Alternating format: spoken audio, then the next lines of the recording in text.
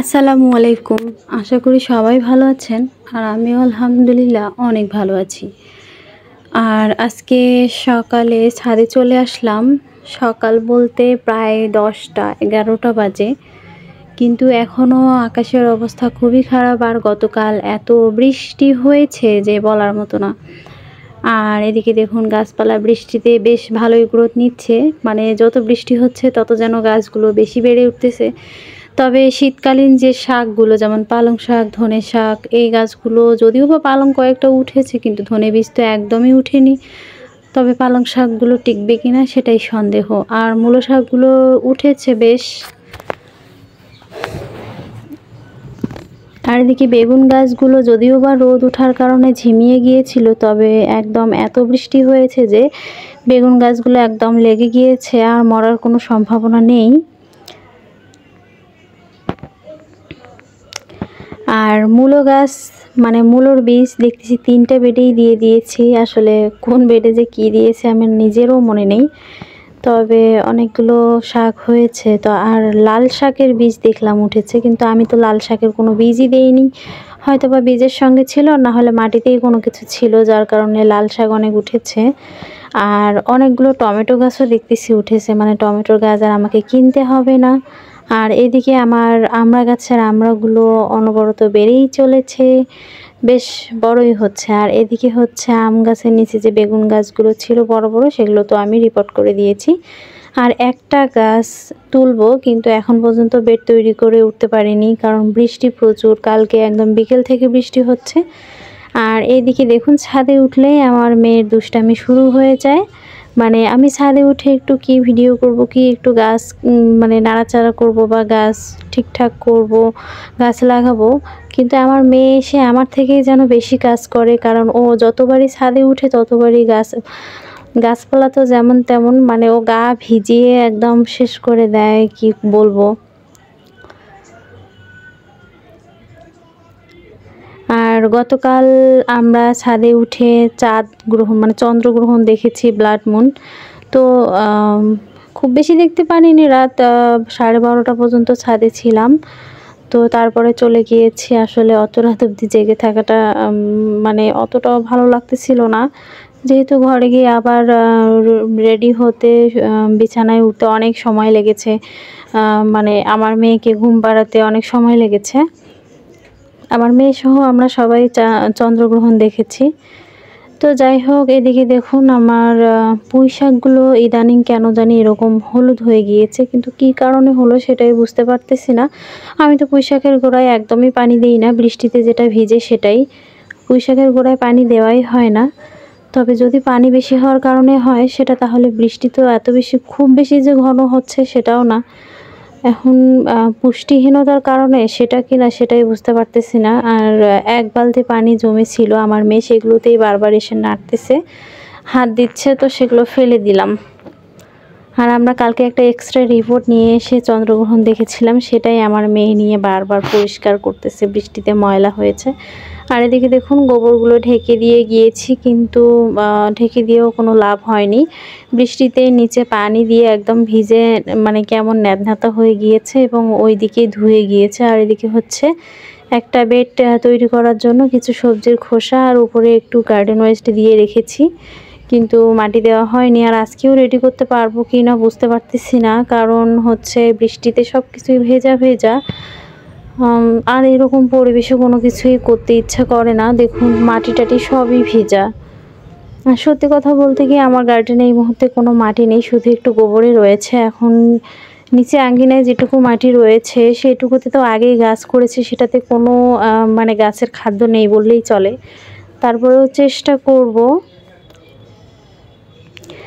আর এদিকে হচ্ছে ঢেঁড়স গাছগুলো অনেক দিনই হয়ে গেল, এখন তো শীতের গাছ লাগাবো, কিন্তু এইদিকে দেখুন এই ঢেঁড়স গাছ দুটো ঢেঁড়স আমি বীজ করে নিয়েছি, এবং নেওয়ার পরে থেকে এখানে আর কোনো ঢেঁড়স পাচ্ছি না। আর এদিকে দেখুন ছোট গাছটাতে একদম মিলিবাগ লেগে গিয়েছে, তো আমি একদম ডগাটা ছিঁড়ে ফেলে দিব, কারণ এই মিলিবাগগুলো আমার গাছে অনেকটাই ক্ষতি করবে।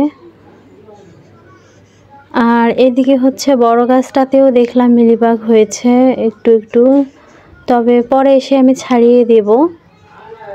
আর ডগাটা কেটে দিতে চাইলাম, কিন্তু দেখলাম সেখানে একটু ঢেঁড়স পড়তেছে।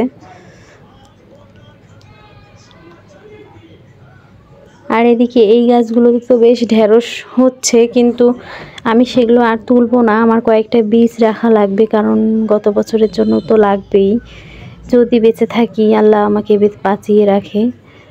আর এদিকে দেখুন এই গাছটা হেলিয়ে আপনাদের দেখানোর চেষ্টা করলাম। এখানেও মিলিবাগ ধরেছে এবং একটা ঢেঁড়সও হয়েছে।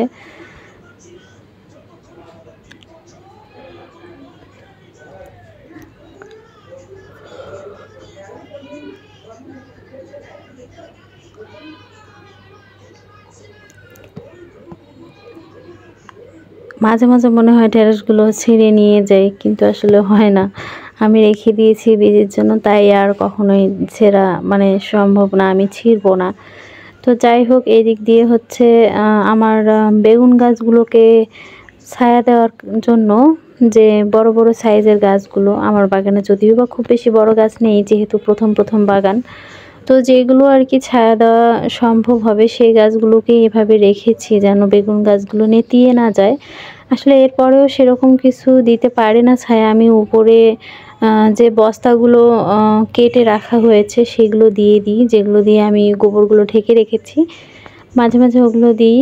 আর খুব বেশি রোদ না হলে দিই না। আর এদিকে দেখুন আমার বাগানে কত সুন্দর ফুল ফুটেছে।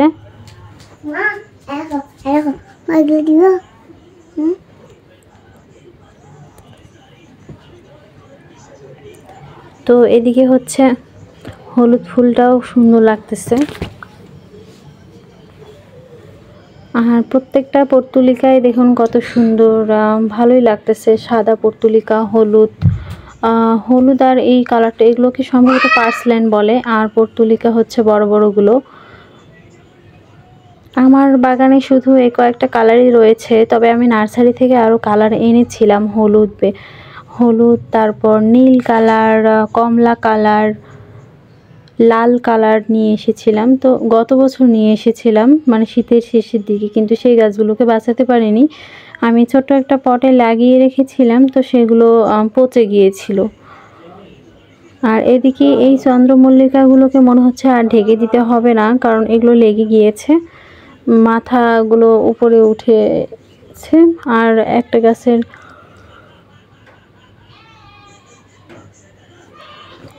মাথা কেটে দিলাম, কারণ চন্দ্রমল্লিকা গাছগুলোকে খুব বেশি লম্বা করব না, লম্বা করলে কেন জানি হেলে যাচ্ছে গাছগুলো। আর আমার তো চন্দ্রমল্লিকার একটা হচ্ছে গুটি চন্দ্রমল্লিকা রয়েছে, সেটাতে আমি কোনো চারা করিনি, তবে দেখলাম গাছটা খুবই ঝোপঝাড়ের মতো হয়ে গিয়েছে, মানে অনেকগুলো নতুন নতুন ব্রাঞ্চ বেরিয়ে একদম ঝোপালো হয়েছে। তো সেটাকেও ঠিক করার চেষ্টা করব, দেখি চারা করা যায় কি না। আর এদিকে দেখুন আকাশের অবস্থায় মেঘে একদম কালো হয়ে, পুরো আকাশ একদম মেঘাচ্ছন্ন হয়ে যেন অন্ধকার হয়ে রয়েছে, একটু পরে বৃষ্টি নামবে।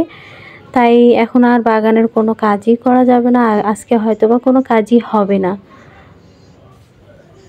কারণ এখন বৃষ্টি শুরু হয়ে গেলেই দুপুর পার হয়ে যাবে।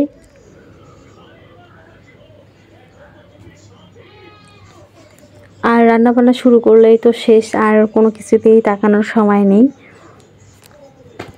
আর এদিকে হচ্ছে ড্রাগন গাছগুলো আমি একটু হেলে দেওয়ার চেষ্টা করতেছি, কিন্তু গাছগুলো যে কেন জানি না দাঁড়িয়েই থাকতেছে। আর দুটো দুটো করে ব্রাঞ্চ বেরিয়েছে, তো আমি সেখান থেকে একটা একটা করে ভেঙে দিব। যেহেতু আমি কাঁচি বা চাকু কোনো কিছুই নিয়ে আসিনি, তাই হাত দিয়েই চেষ্টা করলাম।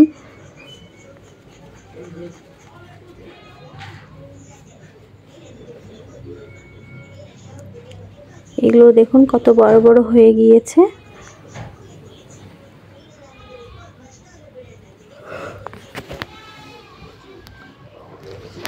আসলে কনফিউশনের মধ্যে ছিলাম যে দুটোর মধ্যে কোনটা কাটবো।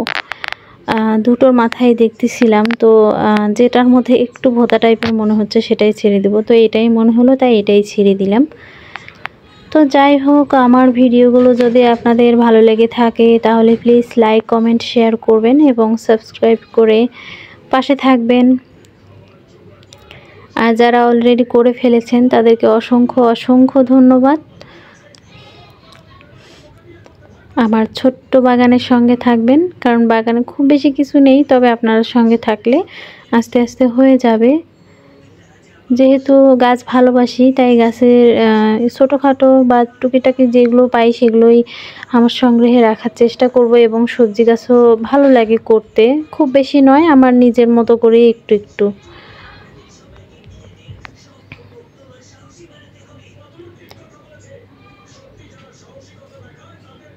আর সবাই ভালো থাকবেন, সুস্থ থাকবেন, আমার জন্য দোয়া করবেন।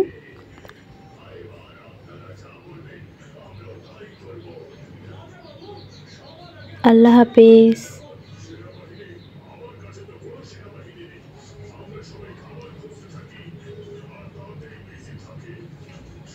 আমার মেয়ের দুষ্টামিই থামে।